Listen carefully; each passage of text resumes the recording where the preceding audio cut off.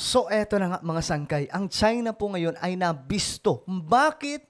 Okay, kung bakit po nila gustong sakupin ang buong area ng West Philippine Sea o kung tawagin South China Sea. So ano ang dahilan na ito mga sangkay? Eto po, malalaman nyo ngayon dahil nagkabistuhan na.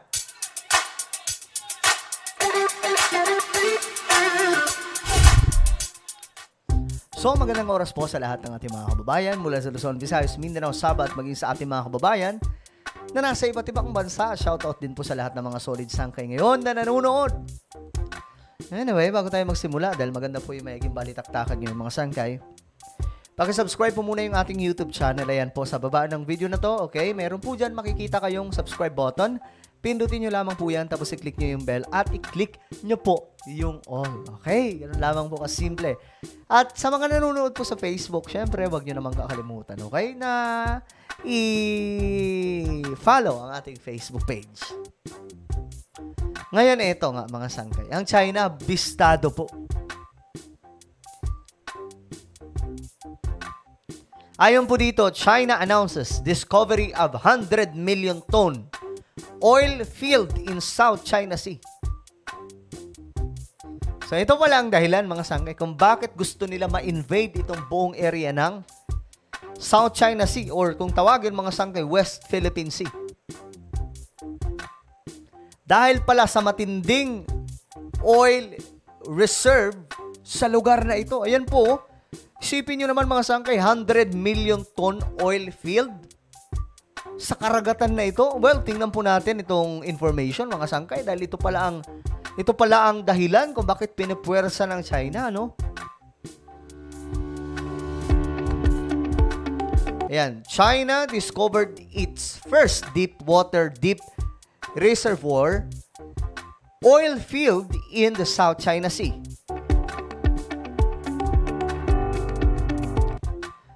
The country's state-owned oil giant China National Offshore Oil Corporation announced nitong March 8. Ito lang pala to mga sangkay, bago lang. Ayan o, the Kaipingnan. Okay, the Kaipingnan, the south of Kaiping, kumbaga, oil field na mayroon pong 300 kilometers southwest of the waters of Shenzhen in South China. Na-discover daw po, kasama po ang proven reserve of 102 million tons of oil equivalent according to the company.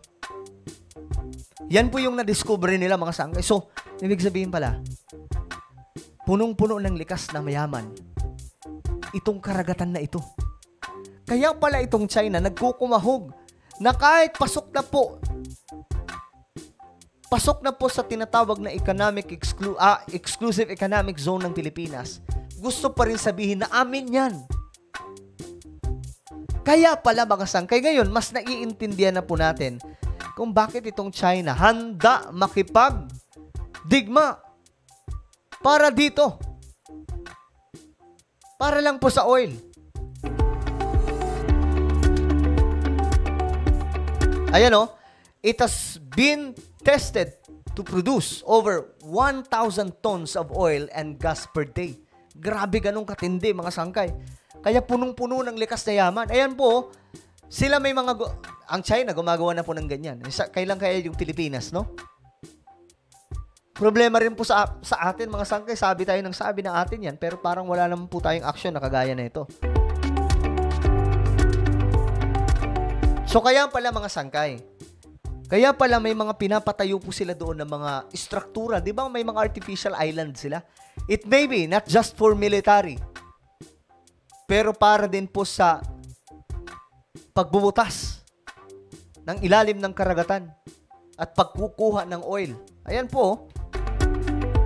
Oil field po ito. Ibig sabihin, buong area ng West Philippine Sea. Setting a record in China for a deep reservoir oil field.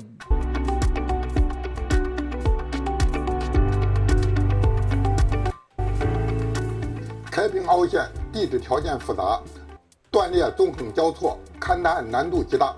我们在新的地震资料基础上， Ayan na. 重新评价资源量。 I hope na nababasa niyo po mga sangkay yung caption, no?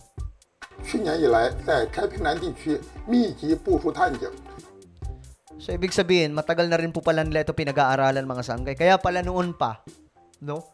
Noon pa, pinipilit na po ng China na pasukin kasama po yung sakop ng Pilipinas. Dahil po sa oil. 其中4口探井测试获得高产 Ayan o, tingnan nyo yung proseso. 工业油流。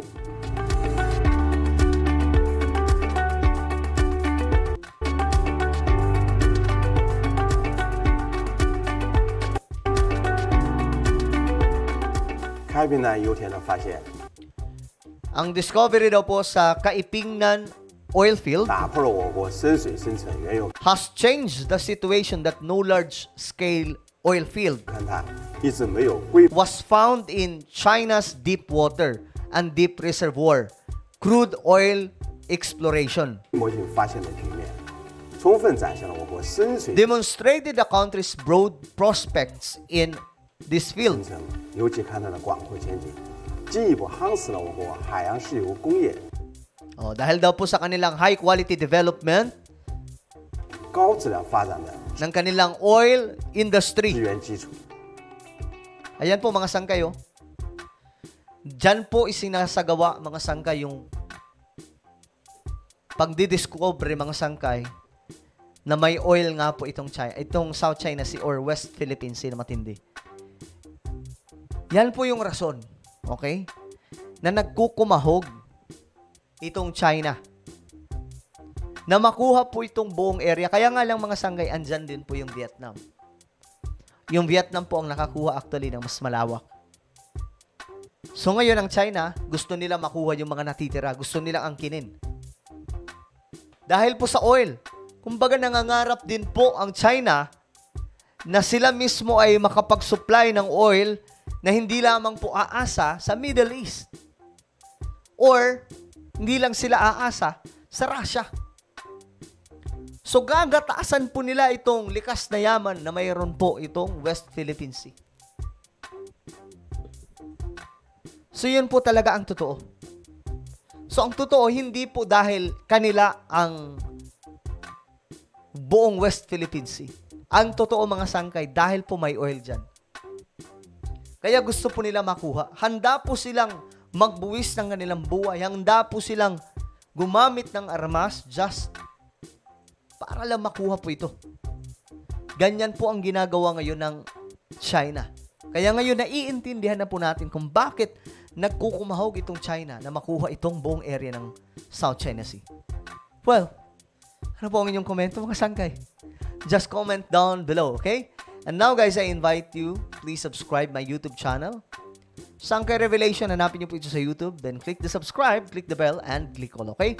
So ako na po ay magpapaalam hanggang sa muli. Mag-ingat po ang lahat. God bless everyone.